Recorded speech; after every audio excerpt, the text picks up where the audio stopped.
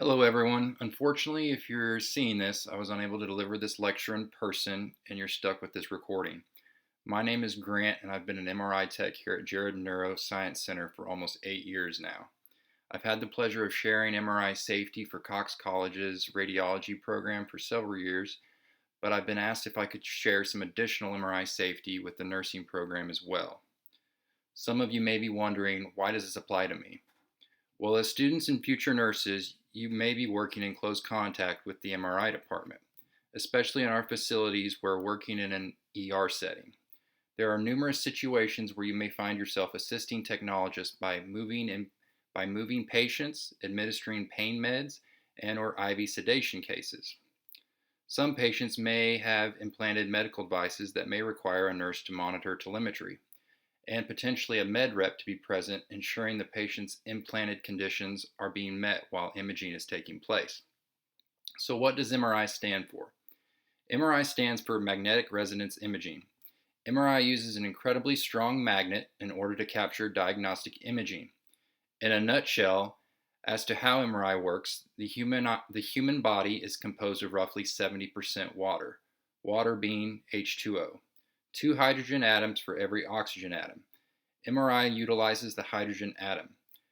Hydrogen, being the first element on the periodic table, has one proton and one electron, and thus can be easily magnetized. Like a compass that points north, when we send a patient into the MRI machine, all their hydrogen atoms point north, or in a more accurate sense, the z-axis of the magnet. However, when we introduce a radio frequency pulse, we can knock them out of alignment with the z-axis and into a different plane, roughly 90 degrees from it. When we turn off the radio frequency pulse, the atoms realign back in the z-axis. However, they've gained all this energy that they have to release. This energy is released in a radio frequency waveform. These radio waves are captured by what we call coils, which are basically giant antennae that capture these received radio waves that can then be sorted out and digitized by a computer and give us our images. Various tissues such as bone, muscle, fat, and other soft tissue are all composed of unique compositions of hydrogen, which allow us to differentiate each of them from one another. You all may have come across MRI zone signage posted on the walls differentiating different zones. MRI is composed of 4 zones. Zone 1 includes all the areas that are publicly accessible. Zone 2 is defined as the interface between publicly accessible Zone 1 and strictly controlled Zone 3.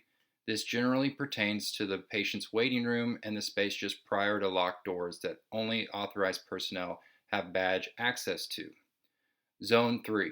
This zone is strictly restrictive with limited access. It pertains to mostly dressing rooms and the control area. All staff and equipment must be screened and deemed safe here before entering Zone 4, leaving us with Zone 4, which is the MRI suite itself where the magnet is housed. MRI machines are composed of a very strong magnet that produces a powerful magnetic field. This magnetic field wants to pull all ferromagnetic objects towards it. The closer the object is to the magnet, the more powerful the force. A common danger in MRI is termed the missile effect, where a ferromagnetic object becomes too close to the magnetic field and is launched towards the magnet at a very high speed. To prevent incidents like these from ever happening, anyone who enters Zone 4 must be thoroughly screened on what's on their person or medically implanted devices inside them. Special equipment has to be used, ensuring everyone's safety and proper functionality when introduced in the proximity of such a strong magnetic field. MRI has their own MRI safe wheelchairs, gurneys, oxygen tanks, and monitors. MRI safe equipment can be easily identified by a special tape that has diagonally striped black and yellow markings. This tape is placed on said MRI equipment that is deemed safe to go into the MRI suite. I have some tape here, as you can see, the black and yellow diagonally lines. This is placed on all our MRI safe equipment, so if you ever see that, you can easily identify it. There are 3 types of MRI personnel. Non-MRI personnel, which include those with no MRI training, such as patients, visitors, and faculty staff.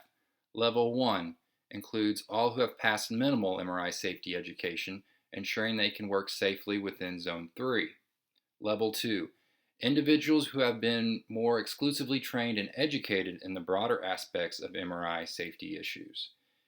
MRI classification of magnet is termed a superconducting electromagnet, which in my own words is a magnet on steroid that gets ramped up with high voltage in inner windings, placed in a cryogenic bath that allows the magnet to operate with no loss of energy in the form of heat, creating a very energy efficient magnet that remains on at all times.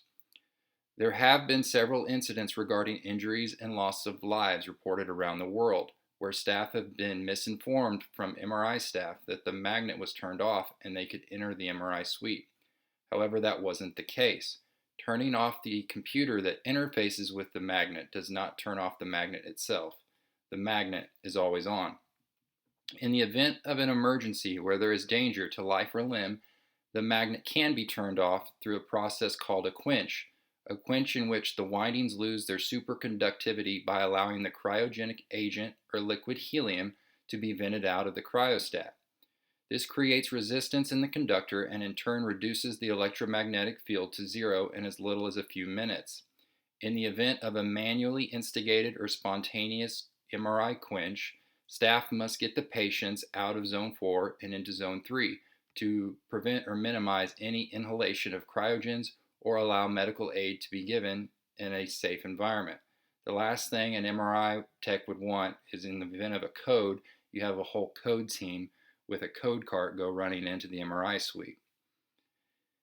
In concluding, please be mindful of what you have on your person and any medically implanted devices you may have.